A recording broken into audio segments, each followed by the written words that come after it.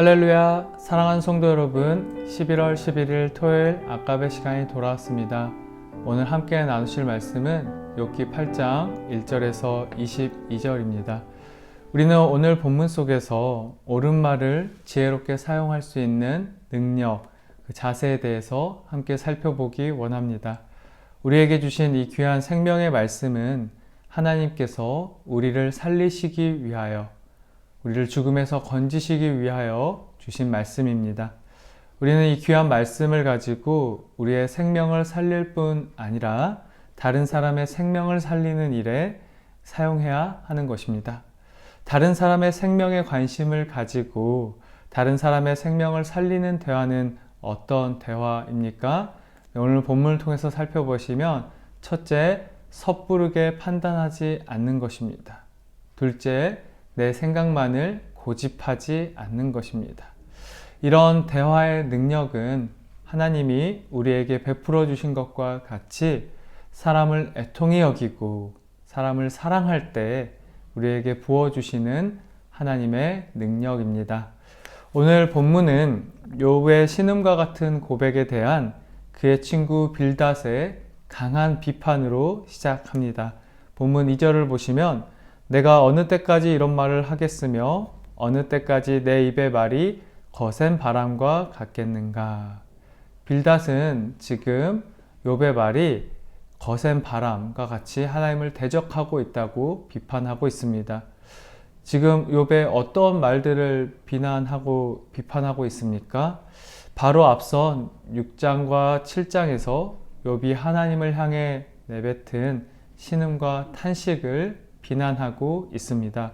그 중에 7장 20절을 한번 보시면 사람을 감찰하시는 이여 내가 범죄하였던들 주께 무슨 해가 되오리이까 어찌하여 나를 당신의 관역으로 삼으셔서 내게 무거운 짐이 되게 하셨나이까. 네, 이 구절 외에도 여러 구절에서 하나님을 향한 그 신음, 탄식을 내뱉게 되는데요. 빌닷은 이런 표현들을 문제 삼으면서 이런 표현들이 하나님을 대적하는 그 거센 바람, 입에 거친 말들이다 라고 이야기하고 있습니다.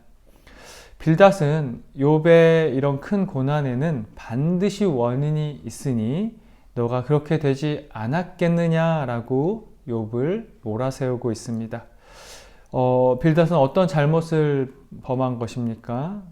욥의 상황과 마음을 전혀 헤아리지 못했던 것입니다.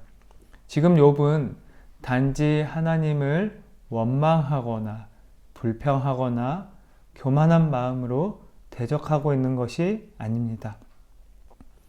자신이 처한 현실이 너무나 무거워서 하나님께 신음하고 있는 것입니다.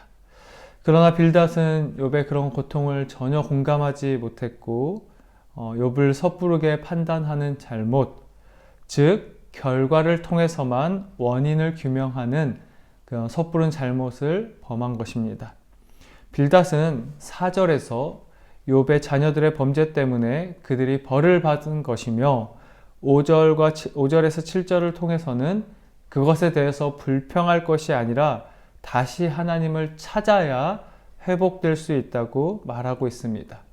여기에 아주 섣부른 모습이 잘 드러나 있습니다. 빌닷의 말대로라면 욥은 이런 고난을 받을 이유가 전혀 없었던 사람이기 때문입니다. 욥은 어떤 사람이었습니까? 우리 욥기 1장 5절을 보시면 그들이 차례대로 잔치를 끝내면 욥이 그들을 불러다가 성결하게 하되 아침에 일어나서 그들의 명수대로 번제를 드렸으니 이는 욥이 말하기를 혹시 내 아들들이 죄를 범하여 마음으로 하나님을 욕되게 하였을까 함이라. 욥의 행위가 항상 이러하였더라. 네, 항상 이러하였더라. 욥은 혹시라도 자녀들이 지었을지도 모르는 죄까지도 용서받기를 하나님께 구했던 사람, 항상 그렇게 경건하게 살았던 사람이라고 성경은 기록하고 있습니다. 빌닷의 말대로라면 이 정도로 하나님을 찾고 이 정도로 하나님을 섬겼으면 그 욥은 절대로 이런 고난을 받을 만한 원인이 없는 사람입니다. 오늘 본문 7절을 보시면 욥은 미약했으나 나중에 창대해질 거라고 빌닷이 얘기하는데요. 욥은 원래 미약한 사람이 아니었습니다. 그는 막대한 부와 하나님을 향한 경외로 가득 찬 삶, 이미 창대한 삶을 살아가고 있었던 사람입니다. 성경은 무엇을 이야기합니까? 이런 사람도 고난을 받을 수 있다, 고통 속에 거할 수 있다, 신음하는 상황을 마주할 수 있다라는 것입니다. 그럼 그런 사람을 대하는 친구의 태도는 무엇이어야 합니까? 함께 그 고난에 아파하고 함께 그 기도하면서 그 모든 마음을 다해서 회복할 수 있도록 그 친구를 도와야 하는 것 아닙니까? 빌닷은 친구인 욥의 고난과 고통을 함께 아파하기보다, 그리고 어떻게 이 일들이 일어났는지를 다시 돌아보고 다시 욥이 회복할 수 있도록 돕기보다는 그에게 벌어진 결과, 그 사건만을 토대로 그가 앞선 삶의 자리에서 어떤 삶을 살아왔는지는 전혀 고려하지 않은 채로 아주 섣부르게 욥을 판단하고 거칠게 말을 뱉었습니다. 친구이기보다 원수에 가깝고 대적에 가까운 태도입니다. 사랑하는 성도 여러분, 우리가 다른 사람과 지혜롭게 대화하기 위해서 필요한 아주 중요한 자세는 함부로 판단하지 않는 것, 곧 상대방의 삶과 상황에 깊은 관심을 가지는 것입니다. 그럴 때 우리는 빌닷과 같은 실수를 범하지 않을 수 있습니다. 이어서 살펴볼 지혜로운 대화의 자세는 고집 부리지 않는 자세입니다. 이어지는 8절에서 22절의 빌닷의 긴 대사 속에는 아주 일관된 고집이 드러납니다. 무엇입니까? 인과응보입니다. 8절에서 19절은 불의한 자들이 겪게 되는 화, 재앙, 고난에 대해서, 20절에서 22절은 온전한 자들에게 주어지는 복에 대해서 이야기를 하고 있습니다.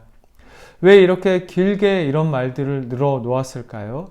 자신이 가지고 있는 생각을, 그 고집을 지금 욥에게 강하게 주장하는 것입니다.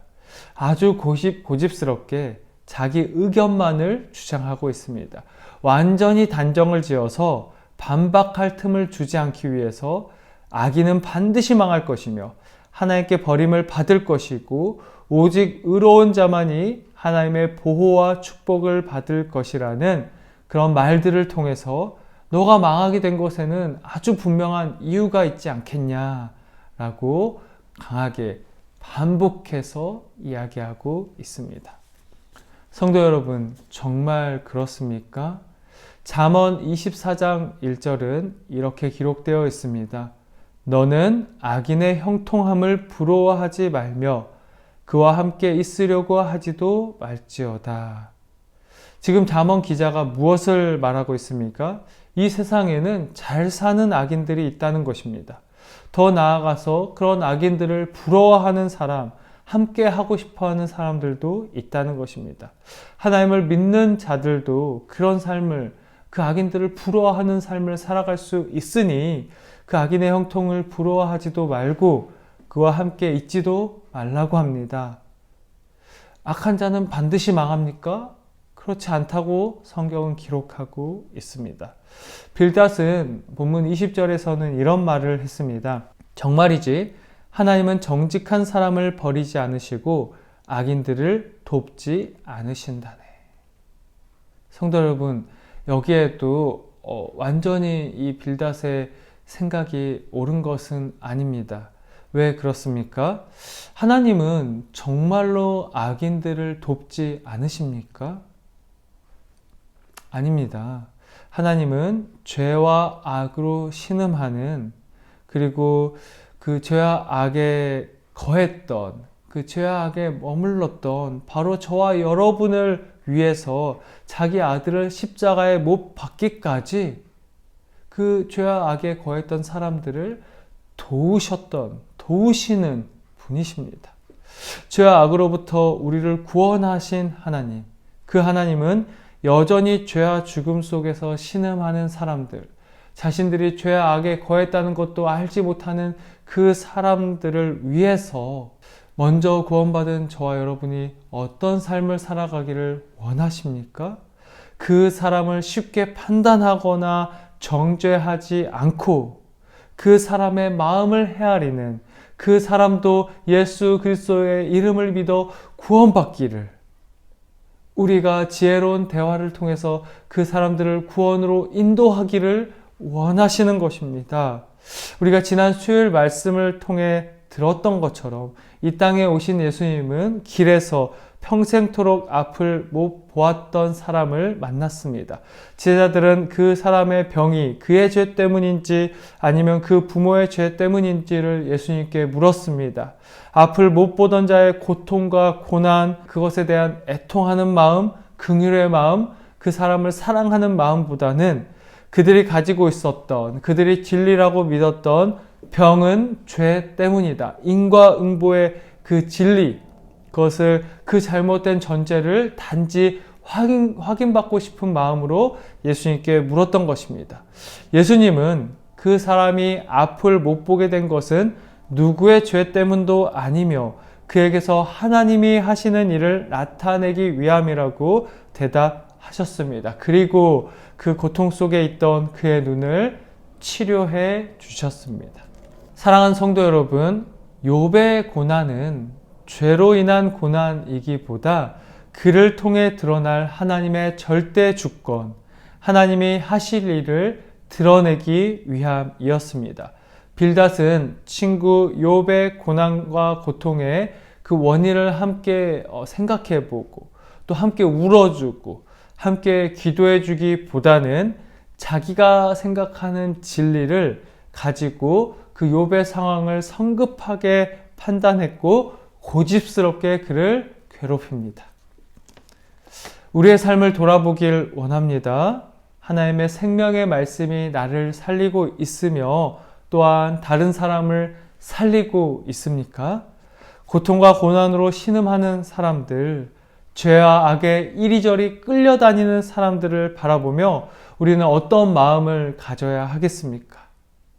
우리가 소유한 예수 그리스도의 복음을 가지고 우리도 예전에는 그랬었는데 여전히 죄와 악에 끌려다니는 사람들, 그 아래서 신음하는 사람들이 있구나. 원인과 이유를 알 수 없이 고난과 고통 속에 처하는 사람들이 있구나. 그 애통과 긍휼, 사랑의 마음으로 그 복음을 가지고 나아가야 하지 않겠습니까? 주님의 이름으로 위로하고 주님의 생명으로 안내하는 그런 지혜로운 대화의 능력을 통해서 고통과 고난 속에서 신음하는 지체들을 위로하고 회복으로 안내하는, 생명으로 안내하는 저와 여러분 될 수 있기를 간절히 소망합니다. 네, 우리 함께 기도하겠습니다. 하나님, 삶을 살아가다 보면 참 이해되지 않는 상황을 만날 때가 많이 있습니다.